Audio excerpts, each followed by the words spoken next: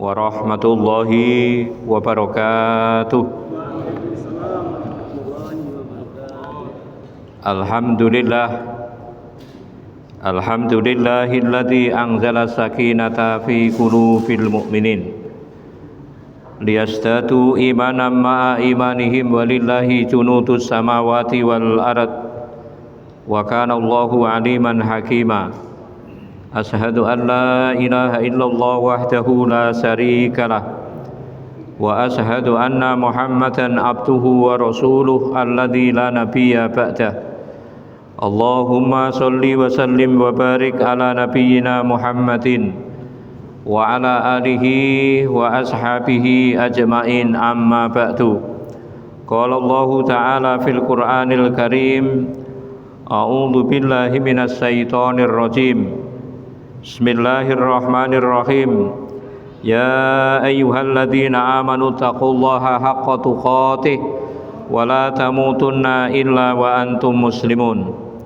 Ya ayyuhan nasu taqu rabbakum alladzi khalaqakum min nafsin wahidah wa khalaqa minha zawjaha wa basa minhuma rijalan katsiran wa nisaa'a wattaqullaha alladzi tasaaluna bihi wal arham innallaha kana 'alaikum raqiba.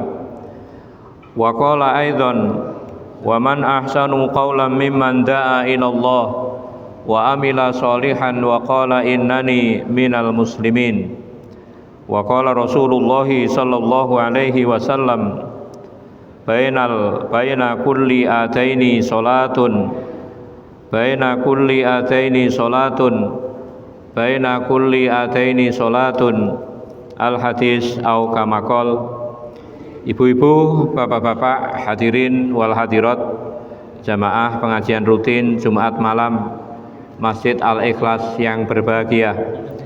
Puji syukur senantiasa kita panjatkan kehadirat Allah Subhanahu wa Ta'ala, di mana atas limpahan rahmat dan nikmat yang telah diberikan kepada kita semua, pada malam ini kita bisa hadir, malam ini kita bisa berkumpul di masjid ini dalam rangka untuk melakukan sholat maghrib berjamaah, dalam rangka untuk tholabul ilmi, dalam rangka untuk melakukan sholat isya berjamaah. Di dalam hadis yang diriwayatkan oleh Imam Ahmad, Rasulullah Muhammad sallallahu alaihi wasallam pernah bersabda, "Idza ra'aitum ar-rajula ya'tadul masjida fashhadu lahu bil iman." Apabila kalian melihat, kata Nabi, ar-rajula ya'tadul masjida, seorang laki-laki yang selalu datang ke masjid, mungkin niatnya untuk melakukan sholat berjamaah, mungkin ke masjid niatnya untuk tholabul ilmi, atau ke masjid itu niatnya untuk musyawarah. Artinya dia ke masjid itu tujuannya untuk kemakmuran masjid. Idza ra'aitum ar-rajula ya'tadul masjida, apabila kamu melihat seorang laki-laki yang selalu datang ke masjid, Nabi mengatakan fashhadu lahu bil iman, saksikan bahwasanya orang itu adalah orang yang beriman. Mudah-mudahan dengan berkumpulnya kita di tempat ini bisa menjadi sebab kita semua oleh makhluk-makhluk Allah yang ada di langit, makhluk Allah yang ada di bumi, kita dipersaksikan bahwasanya kita termasuk hamba Allah yang beriman. Amin, amin, Allahumma amin. Yang kedua, sholawat dan salam mudah-mudahan tetap tercurah kepada junjungan kita Rasulullah Muhammad sallallahu alaihi wasallam. Mudah-mudahan Allah senantiasa memberikan kekuatan kepada kita, memberikan bimbingan kepada kita, sehingga kita bisa selalu mengikuti sunnah-sunnah beliau sampai akhir hayat kita. Dan mudah-mudahan besok di hari kiamat kita digolongkan dalam kelompok orang-orang yang mendapatkan syafaatnya. Amin, amin, Allahumma amin. Ibu-ibu, bapak-bapak yang berbahagia, sebelum kita mulai seperti biasanya monggo kita doakan jamaah kita doakan keluarga dari jamaah kita yang telah mendahului kita doakan mudah-mudahan Allah menerima semua amal baik mereka, Allah mengampuni dosa-dosa mereka, dan mereka semua mendapatkan husnul khotimah. Amin, amin, Allahumma amin. Mungkin ada di antara kita yang pada saat ini diberikan ujian oleh Allah, taruhlah ujiannya itu sakit, mudah-mudahan dengan ujian itu Allah memaafkan kesalahan-kesalahan mereka dan Allah segera memberikan kesembuhan.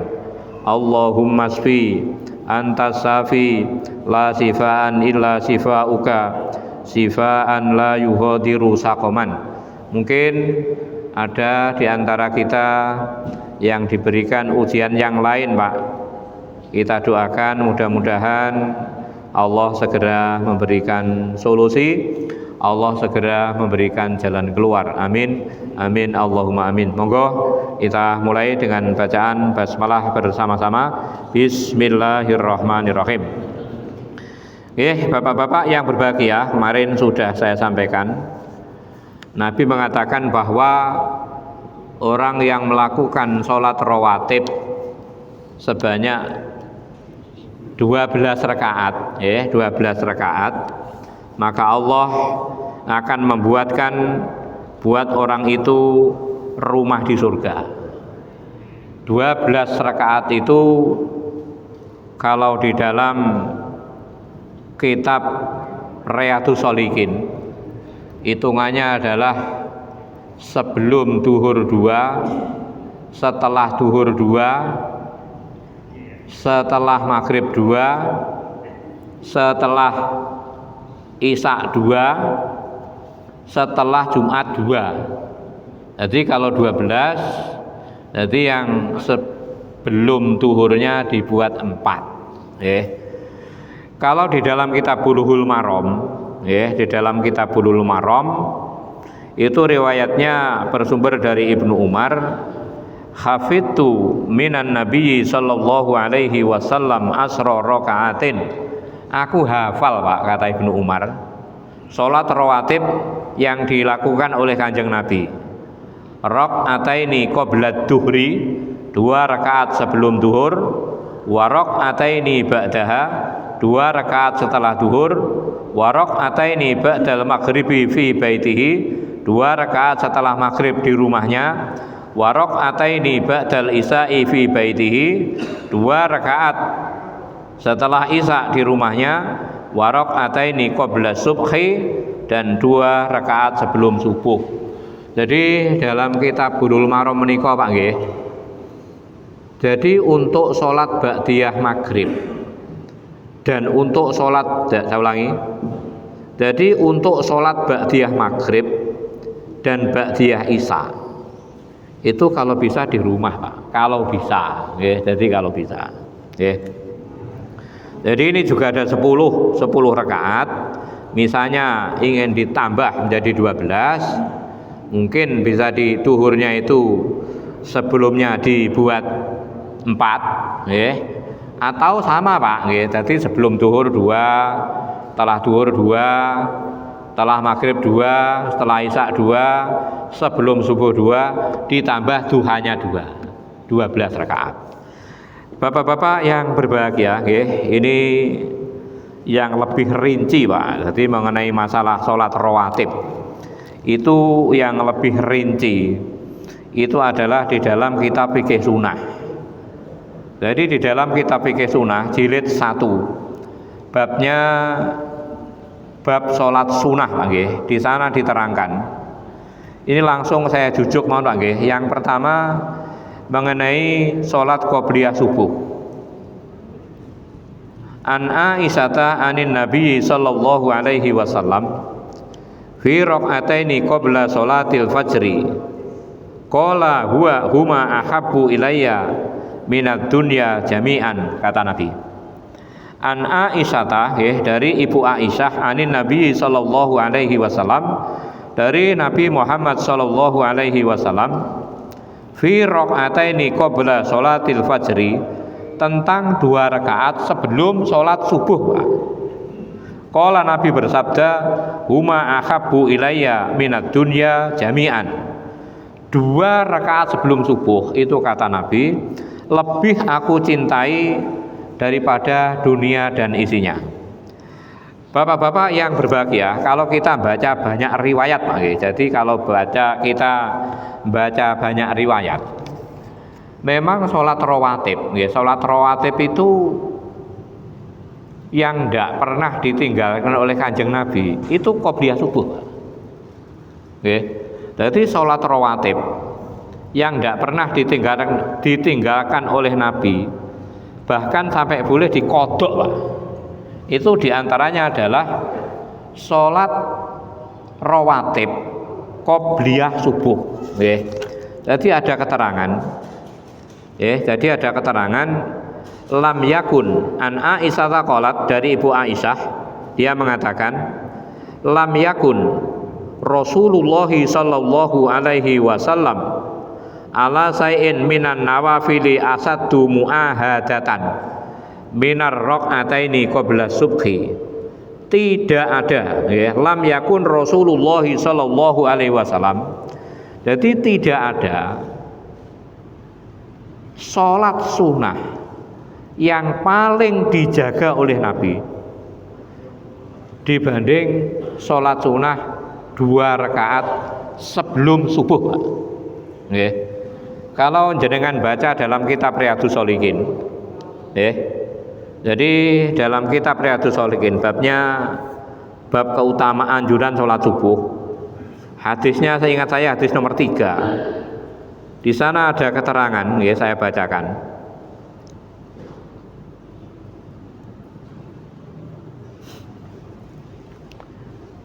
Dalam kitab Riyadhus Shalihin bab anjuran sholat subuh, hadisnya hadis nomor 3. An Bilal bin Rabah, dari Bilal bin Rabah, annahu hadatsahu annahu ata an-nabiyya sallallahu alaihi wasallam. Bilal itu menceritakan dia pernah datang kepada Nabi untuk melakukan adzan sholat subuh. Jadi Bilal pernah datang kepada Nabi untuk melakukan adzan sholat subuh. Fasahulathu Aisyata Bilalan bi amrin sa'alathu anhu. Aisyah itu disibukkan, jadi Bilal itu bertanya kepada Aisyah. Jadi pertanyaan Bilal kepada Aisyah itu pertanyaan Bilal kepada Aisyah itu menyibukkan Aisyah, Pak. Kemudian Aisyah itu bertanya kepada Nabi. Akhirnya di sana diterangkan, Nabi itu sholat subuh itu terlambat, Pak. Jadi Nabi itu sholat subuh terlambat. Ditanya oleh Bilal, oleh sahabat, ya Rasul, kenapa engkau sholat terlambat? Nabi mengatakan, karena aku tadi sholat qobliyah subuh di rumah, Pak. Ada lagi keterangan yang lain, Pak. Insyaallah di tafsir sholat Toha, di tafsir sholat Toha ayat 14. Pernah suatu ketika Rasulullah dan para sahabat, Pak. Jadi Rasulullah dan para sahabat itu melakukan perjalanan semalam penuh, Pak. Jadi semalam penuh itu mengadakan perjalanan.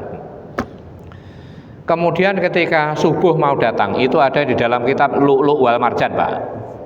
Ada dalam kitab Lu'lu' wal Marjan, judulnya adalah tentang kodok sholat. Jadi Nabi dan para sahabat itu mengadakan perjalanan semalam penuh. Ketika subuh mau datang,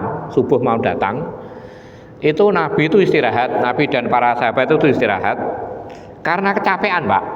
Jadi karena kecapean, Nabi dan para sahabat itu subuh tidurnya itu sampai kesiangan, Pak. Tidurnya sampai kesiangan. Jadi ketika matahari itu sudah agak bahasanya, matahari itu sudah agak tegak, Pak, sudah agak tinggi. itu para sahabat itu bangun. Yang bangun pertama adalah sahabat Abu Bakar, kemudian yang bangun kedua itu adalah sahabat Umar ibnul Khattab. Tapi ketika itu Bilal Abu Bakar tidak berani, Pak, membangunkan Kanjeng Nabi, itu tidak berani. Nabi ditunggu kasarannya bentangi-tangi dewe, Pak. Kemudian Abu Bakar duduk di samping kepalanya Kanjeng Nabi. Abu Bakar membaca takbir dengan suara yang keras, Pak. Dengan suara yang keras, akhirnya Nabi terbangun. Ketika Nabi bangun, Nabi menyuruh Bilal untuk adzan, Pak. Jadi menyuruh Bilal untuk adzan. Setelah Bilal adzan, Nabi ya melakukan sholat qobliyah subuh. Padahal sudah siang lah, Pak. Ya mungkin sekitar jam pinten nggih. Jadi matahari sudah agak tinggi. Mungkin jam 6 atau jam berapa nggih. Makanya sholat qobliyah subuh itu adalah sholat sunnah yang oleh Nabi itu hampir tidak pernah ditinggalkan, Pak. Bapak-bapak yang berbahagia, karena pentingnya qobliyah subuh, maka di dalam kitab fikih sunnah itu diterangkan, Pak nggih. Jadi diterangkan bahwa qobliyah subuh itu boleh dikodok. Pun saya bacakan hadisnya.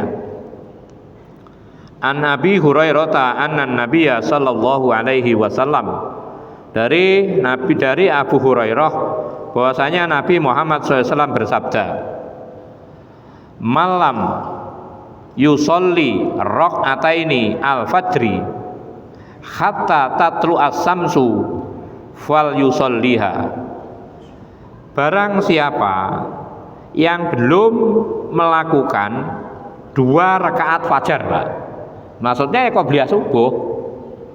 Barang siapa yang belum melakukan sholat qobliyah fajar hatta tatlu as-samsu, sampai matahari itu terbit. Jadi matahari terbit, kita belum qobliyah, Pak. Nabi mengatakan fal yusolliha, hendaklah orang itu melakukannya. Artinya begini, Pak nggih. Jadi misalnya suatu ketika kita itu kesiangan, orang kan wajar, Pak nggih. Mungkin karena capek atau karena faktor apa, kita subuh itu nggak bangun. Artinya ketika kita bangun itu sholat subuh sudah habis waktunya, matahari sudah terbit. Walaupun matahari sudah terbit, itu anjurannya kita tetap sholat qobliyah subuh. Setelah qobliyah subuh, kemudian kita melakukan sholat subuh.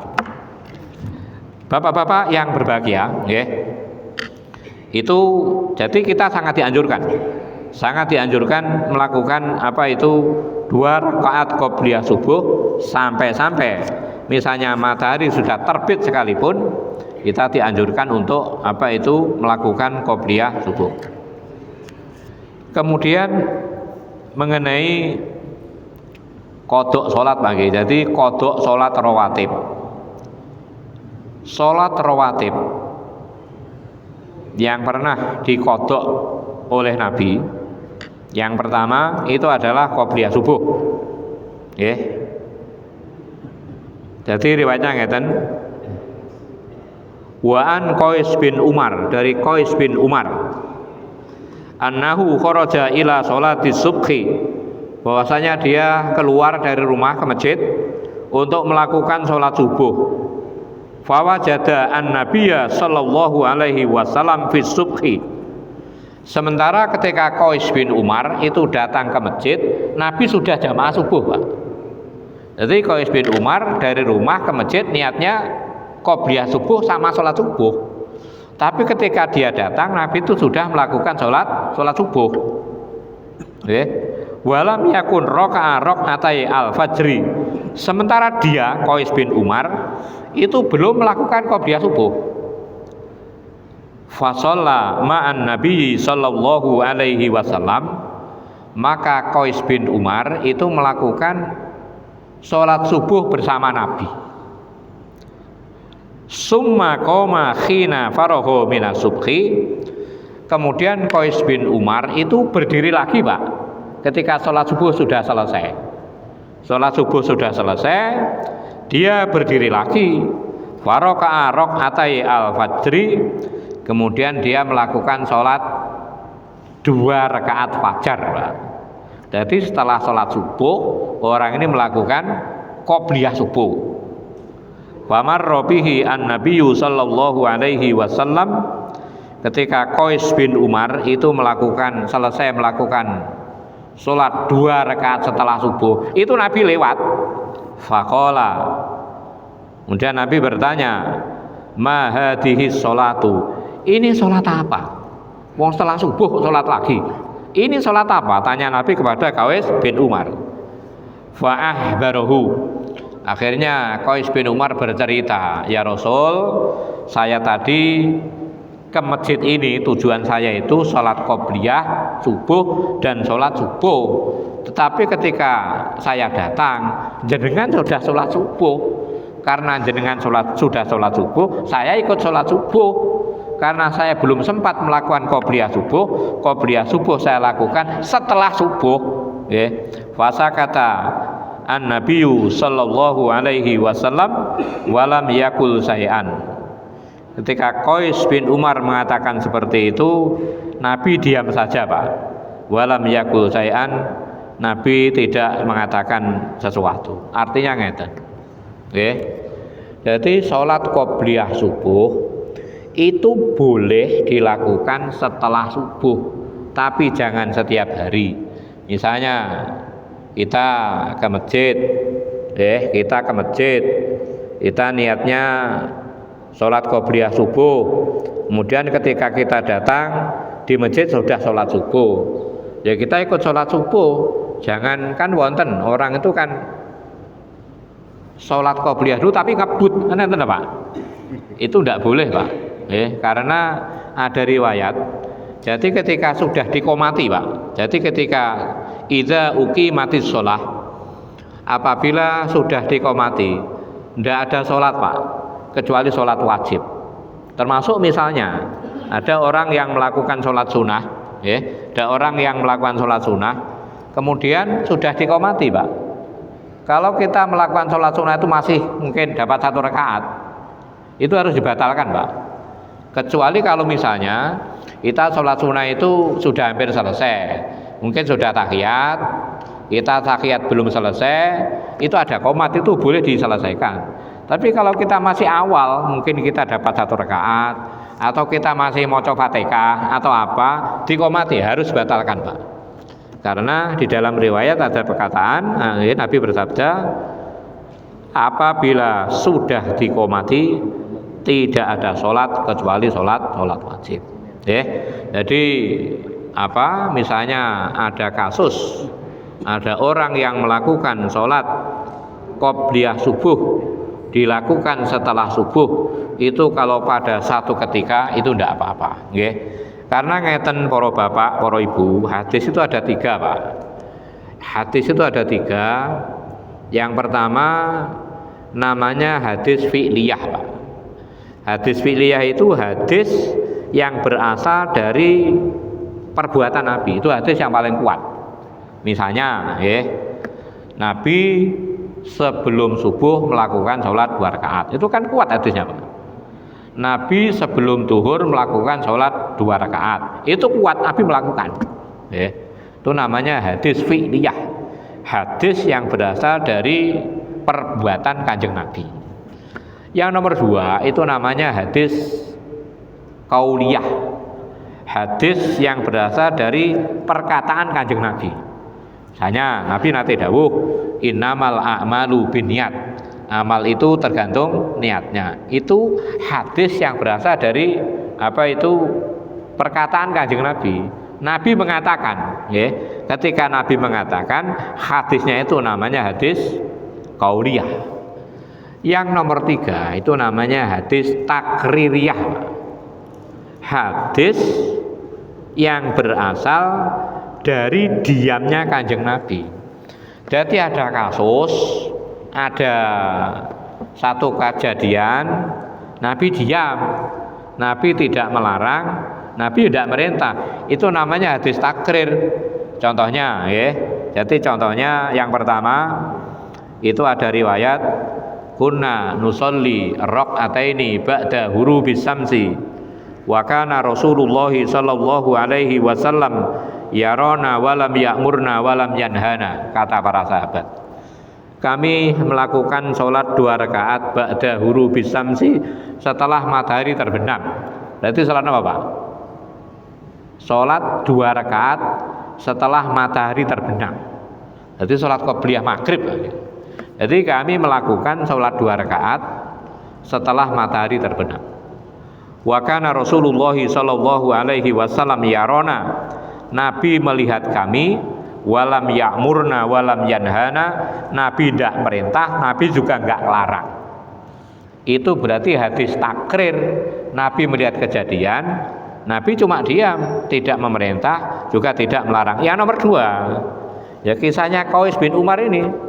Ketika beliau melakukan sholat qobliyah subuh, dilakukan setelah subuh, Nabi lewat, Nabi bertanya, ini sholat apa? Qais bin Umar mengatakan, saya tadi belum sempat melakukan qobliyah subuh, karena ketika saya datang, jenengan sudah jamaah subuh, maka qobliyah subuh itu aku kerjakan setelah subuh. Tapi saya ulangi lagi, ini satu ketika, Pak, jangan setiap hari, okay? Jadi kalau setiap hari ya nggak boleh, Pak, okay? Itu, Pak, okay? Jadi sholat napa niku, sholat rawatib yang paling dijaga oleh Nabi adalah sholat apa itu 2 rakaat sebelum subuh, okay? 2 rakaat sebelum subuh. Keutamaannya apa? Okay? Sholat sunnah qobliyah subuh itu Nabi mengatakan raq'atani qoblal fajri, dalam riwayat yang lain, khairum minad dunya wa ma fiha, 2 rakaat sebelum subuh itu lebih aku cintai daripada dunia dan isinya. Itu yang pertama. Yang nomor 2, Pak nggih. Yang nomor 2. Ini saya tambahkan sedikit, Pak nggih. Jadi tentang sunah-sunah. Ketika kita melakukan apa itu qobliyah subuh. Ini misalnya kita sholatnya di rumah, Pak. Jadi misalnya kita melakukan sholat qobliyah subuh di rumah, itu saya bacakan, karena Rasulullah sallallahu alaihi wasallam, karena Rasulullah sallallahu alaihi wasallam idza raka'a rak'atai al-fajri ittaja'a ala sikihil aiman. Jadi kita itu setelah qobliyah subuh itu disunahkan berbaring sebentar, Pak. Tapi kalau di masjid apa mungkin, Pak? Masa bar salat qobliyah subuh geletak kabeh, kan tidak mungkin. Jadi makanya ngeten, qobliyah subuh itu yang pertama sunahnya itu mengerjakannya cepat, Pak. Sampai-sampai kata Ibu Aisyah, karena saking cepatnya qobliyahnya Kanjeng Nabi, sampai-sampai Nabi itu seperti tidak membaca surat. Kenapa qobliyah subuh itu dikerjakan cepat? Supaya waktu subuhnya panjang, Pak. Jadi qobliyah subuhnya dikerjakan cepat supaya sholat subuhnya itu panjang. Termasuk niki, kenapa kita setelah qobliyah subuh itu disunahkan untuk berbaring? Nanti ketika kita sholat subuh itu betul-betul fit, Pak. Jadi kita betul-betul sehat. Tapi niki lek sholat teng griya lho, Pak. Jangan mungkin jenengan teng mriki bar qobliyah subuh gletak. Kan ada geger lagi. Jadi apabila kita sholatnya di rumah, kalau memungkinkan lho, Pak. Jadi kalau memungkinkan, jadi kalau memungkinkan setelah melakukan qobliyah subuh, kita berbaring ke sisi kanan. Terus yang selanjutnya apa nggih? Duka, ini pun enten sing ngamanen mau dereng nggih. Jadi setelah sholat qobliyah subuh, kita itu disunahkan berdoa. Allahumma Rabba Jibril wa Israfil wa Mikail wa Muhammadin Nabi sallallahu alaihi wasallam a'udzu bika minan nar. Pun nanti ngamal ya Pak? Dereng nggih. Jadi setelah subuh, setelah qobliyah subuh, kita itu disunahkan membaca doa Allahumma Rabba Jibril, ya Allah pemilik malaikat Jibril, wa Israfil pemilik malaikat Israfil, wa Mikail pemilik malaikat Mikail, wa Muhammadin Nabi sallallahu alaihi wasallam dan pemilik Nabi Muhammad sallallahu alaihi wasallam, a'udzu bika, aku berlindung kepada engkau minan nari, dari neraka, sebanyak 3 kali. Nggih, banyak 3 kali. Dalam riwayat yang lain, jadi kita setelah melakukan qobliyah subuh, kita dianjurkan berdoa. Nabi bersabda, man qala sabihata yaumil jum'ah qabla sholatil huda. Barang siapa yang berdoa pada subuh hari Jumat, Pak, sebelum sholat subuh, saya ulangi. Jadi setelah qobliyah subuh, orang ini doa ini kalau harinya Jumat, astaghfirullahalladzi la ilaha illa huwa al-hayyu al-qayyum wa atubu ilaihi salasa marrat.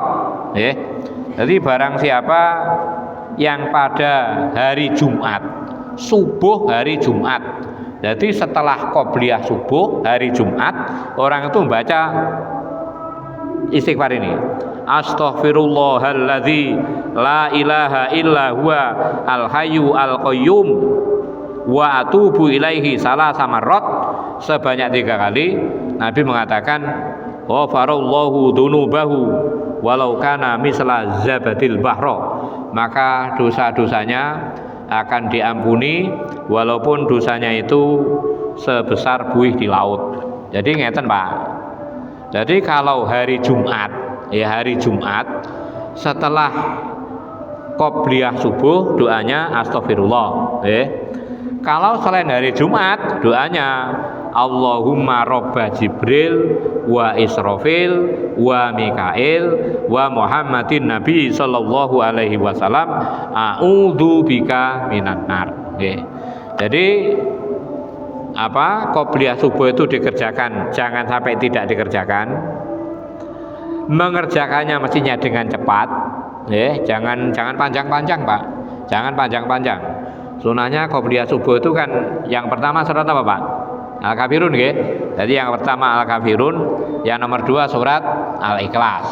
Sunahnya ngoten Pak. Jadi misalnya orang baca yang lain ya tidak apa-apa, tapi misalnya kita qobliyah subuh baca 2 surat itu, kita mendapatkan 2 keutamaan.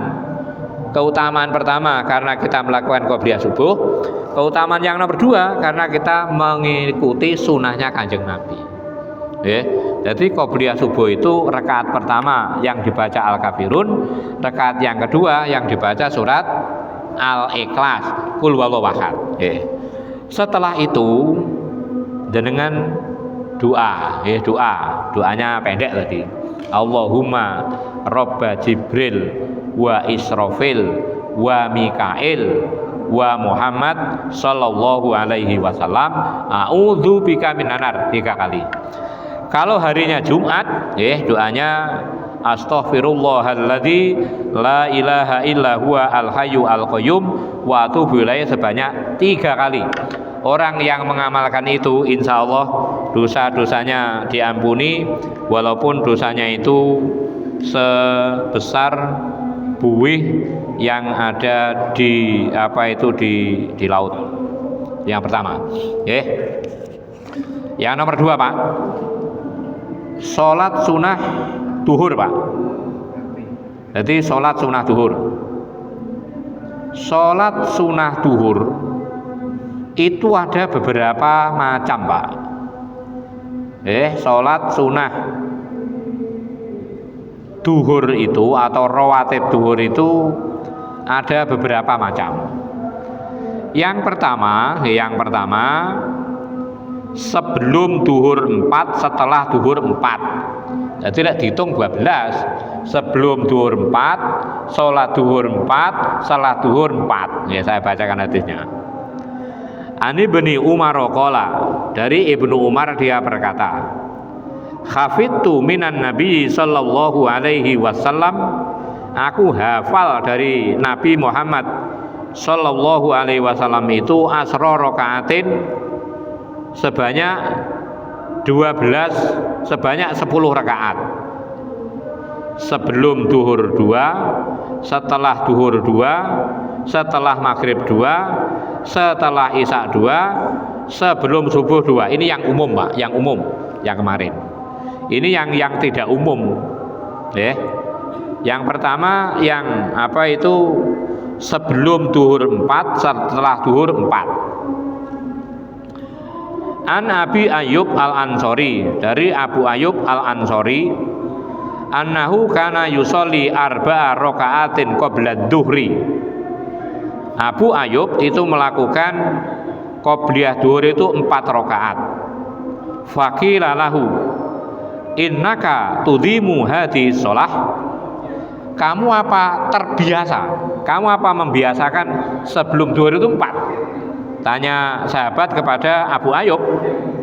Faqala, Abu Ayyub mengatakan, inni ra'aitu Rasulullah sallallahu alaihi wasallam yaf'alhu. Aku, kata Abu Ayyub, aku melihat Nabi itu mengerjakannya. Jadi Nabi mengerjakan qobliyah duhur itu 4. Faqala, Nabi lantas bersabda, innaha sa'atun tuftahu fiha abwabus sama. Jadi sebelum duhur itu, Pak, kata Nabi, itu pintu langit itu tuh dibuka, Pak. Innaha sa'atun, itu adalah waktu di mana pintu langit itu tuh dibuka. Wa ahbabtu, dan aku ingin, ayurfa'a li fiha amalun sholihun, aku ingin ketika pintu langit dibuka, itu aku dalam keadaan melakukan sholat. Itu yang pertama. Jadi sebelum duhur itu 4, Pak. Sebelum duhur 4. Riwayat yang lain, an Aisyah qalat, dari Ibu Aisyah dia berkata, kana Rasulullah sallallahu alaihi wasallam la yada'u arba'an qabla duhri wa rak'ataini qabla al-fajri ala kulli khalin. Dari Ibu Aisyah dia mengatakan, Nabi itu tidak pernah, Pak, meninggalkan 4 rakaat sebelum duhur dan 2 rakaat sebelum subuh ala kulli halin, dalam setiap keadaan. Artinya ngeten, Pak, entah Nabi itu dalam perjalanan atau Nabi itu mukim di rumah, jadi sebelum duhur itu 4, dan entah Nabi itu mukim di rumah atau Nabi dalam perjalanan, 4 rakaat sebelum duhur itu Nabi dilakukan. 2 rakaat sebelum subuh itu oleh Nabi dilakukan. Makanya sholat sunnah yang paling dijaga Nabi itu, pertama 2 rakaat sebelum subuh, yang nomor 2 4 rakaat sebelum duhur. Itu misalnya bisa, itu, Pak. Jadi yang pertama, nah boleh. Terus keutamanya apa, Pak? Orang yang melakukan 4 rakaat sebelum duhur. An Ummi Habibah, dari Ummi Habibah. Qalat, dia mengatakan, qala Rasulullah sallallahu alaihi wasallam, Nabi sallallahu alaihi wasallam bersabda, man shalla arba'an qabla duhri, siapa yang melakukan 4 rakaat sebelum duhur, wa arba'an ba'daha, dan 4 rakaat setelah duhur, haramallahu lahmahu 'alan nar, Allah haramkan dagingnya masuk ke dalam neraka. Jadi lain ini malah lebih dari 12, Pak. Jadi sebelum duhur 4, setelah duhur 4. 4 Pak yang niki. Makanya ngeten nggih, salat qobliyah duhur itu ada beberapa macam. Ada yang sebelum duhur 4, setelah duhur 4. Ada yang sebelum duhur 4, setelah duhur 2. Ada yang sebelum duhur 2, setelah duhur 2. Jenengan milih sing pundi monggo. Nggih. Jadi kasihan apa? Keutamaannya, nggih, kata Ummi Habibah, nggih, kalau orang melakukan sebelum duhur 4, setelah duhur 4, sebelum duhur 4, setelah duhur 4, Nabi mengatakan harramallahu lahmahu 'alan nar. Orang itu dagingnya diharamkan masuk neraka. Artinya orang yang bisa apa? Bisa istiqomah melakukan qobliyah duhur 4 setelah duhur 4. Kalau orang itu tidak akan masuk neraka. Makanya lebih etis Pak, saya pikir ngeten Pak. Jadi kalau misalnya kita mengerjakan selalu 4 itu kan berat Pak. Oke. Ya mungkin ya diambil jalan tengah. Ada 4. Artinya ketika kita posisinya luang, itu qobliyah duhur kita kerjakan 4. Setelah duhur kita kerjakan 4. Tapi ketika kita mungkin agak luang, sebelum duhur 4, setelah duhur 2. Kalau agak sibuk, sebelum duhur 2, setelah duhur 2. Sibuk sekali, ya ora dilakoni Pak. Kula mboten matur ngoten lho Pak. Jadi itu terus jumlahnya menjadi 12 atau menjadi kurang? Lebih Pak, lebih. Nah, itu sekarang ketentuannya kalau lebih bagaimana? Apakah dapat manfaat? Sampun, nggih. Jadi ngeten Pak nggih. Jadi kalau lebih itu kan ngeten Pak. Sholat 40 rakaat itu batas ideal Pak. Jadi batas ideal. Jadi misalnya kita mengerjakan lebih, ya lebih baik, Tapi artinya ngeten, nggih, tetap dijaga kekhusyuannya. Kadang kita memburu 4 rakaat tapi sholatnya ngebut, nggih mboten ngoten, nggih. Jadi makanya supaya tidak terkesan kaku Pak, nggih. Semuanya sunnah Nabi kita lakukan. Kadang kita mengerjakan 4. Kadang kita mengerjakan 2, monggo, nggih. Atau mungkin kadang malah tidak mengerjakan. Ketika kita dalam perjalanan ke susu, kan tidak mungkin, nggih. Kalau misalnya, nggih, orang itu bisa rutin, Pak, nggih, bisa rutin 4 rakaat sebelum duhur, 4 rakaat setelah duhur. Nabi mengatakan harramallahu lahmahu 'alan nar. Orang itu dagingnya diharamkan masuk neraka. Rawahu Ahmad. Hadis ini diriwayatkan oleh Imam Ahmad wa ashabu sunan dan ashabu sunan wa sahhahahu at-Tirmidzi. Imam at-Tirmidzi mengatakan hadis ini sahih. Jadi orang yang mengerjakan qobliyah duhur 4 setelah duhur 4 itu hadisnya bisa dipertanggungjawabkan. Misalnya sebelum duhur 4 setelah duhur 2, hadisnya juga bisa dipertanggungjawabkan. Sebelum duhur 2 setelah duhur 2 juga bisa dipertanggungjawabkan. Makanya jenengan milih, jenengan yang napa nggih? Yang jenengan mantep. Jenengan yang mantep yang mana? Nggih. Insyaallah hadisnya semuanya sahih, Pak. Makanya niki kalau menurut pendapat kula ya gantian, nggih. Kadang kita sebelum duhur 4, kadang 2, nggih. Jadi monggo kita napa niku sesuai sikon mawon. Jadi memang untuk sholat rawatib duhur itu memang banyak modelnya Pak. Kalau maghrib itu kan semuanya sama. Setelah maghrib itu 2. Kalau duhur itu beda. Sebelum subuh kan cuma 2 tuh Pak. Napa enten keterangan qobliyah subuh 4 tidak ada. Tapi untuk duhur, ada yang mengatakan 4-4, ada yang mengatakan 4-2, ada yang mengatakan 2-2. Salah ngoten Pak Iman. Jadi semakin banyak. Kalau saya itu tunduk pada ketentuan. Jadi kalau sebelum 4, setelah 4. Kita ini melihat karena kebiasaan. Sebelum maghrib orang juga. Sebelum isya juga diambil juga. Jadi jumlahnya banyak sekali. Makanya ngeten Pak. Jadi namanya orang sholat Pak. Orang sholat itu saya ngeten deh. Saya gini. Nabi itu sholat malam itu kan cuma 11 rakaat Pak. Gitu Pak. Banyak keterangan yang mengatakan Nabi itu melakukan sholat malam itu cuma 11 rakaat. Misalnya Ibu Aisyah mengatakan karena Rasulullah sallallahu alaihi wasallam la yazidu fi Ramadana wala fi ghairihi ila ihda asrota rakaatan. Nabi itu tidak pernah menambah, Pak. Entah di bulan Ramadan, malam bulan Ramadan, atau di luar malam bulan Ramadan, kecuali cuma 11, Pak. Cuma ngeten permasalahannya, walaupun Nabi itu mengerjakan sholat itu cuma 11 rakaat, Pak, itu kemudian entek, Pak. Nabi sholat tarawih cuma 11 rakaat, betul. Tapi walaupun Nabi itu mengerjakan cuma 11 rakaat, itu waktunya panjang. Kenapa? Karena bacaan suratnya panjang-panjang. Makanya Umar Ibnul Khattab itu mempunyai inisiatif. Karena sholatnya itu tidak bisa sepanjang Nabi, maka jumlah rakaatnya ditambah. Jadi jumlah rakaatnya ditambah. Kenapa? Karena kalau cuma 11 rakaat, Umar Ibnul Khattab tidak bisa, Pak, membutuhkan waktu yang panjang seperti Nabi itu tidak bisa. Makanya sholat sunnah, sholat sunnah itu kan ada ngeten, Pak. Ada keterangan ngeten. Orang tuh melakukan sholat sunnah, tidak tahu namanya itu boleh, Pak. Tidak tahu jenenge, Pak. Artinya semua sudah kita lakukan. Misalnya jenengan sebelum subuh tahiyatul masjid sudah, qobliyah sudah, tuhur sudah, waktunya si enek, Pak. Jenengan sholat lagi boleh, Pak. Sholat apa tuh? Tidak ada namanya, Pak. Jadi itu misalnya jenengan mantepe ngoten ya monggo. Tapi memang untuk duhur, rawatib duhur itu memang banyak versi, banyak pendapat. Makanya ini saya kasih judul tata cara melakukan sholat rawatib. Karena duhur itu macam-macam. Ada yang 2-2, ini yang umum, Pak, yang umum 2-2. Ada yang 4-2, itu agak tidak umum. Ada yang 4-4 itu lebih tidak umum lagi. Tapi insya Allah semuanya hadisnya sahih.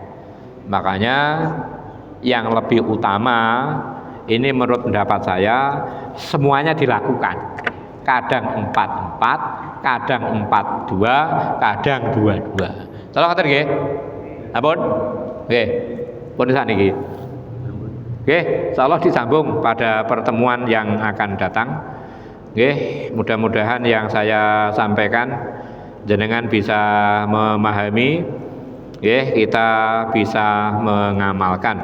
Nggih, saya ulang lagi, nggih, jadi kita itu dianjurkan dalam satu hari, satu malam itu melakukan sholat itu setidak-tidaknya 40 rakaat.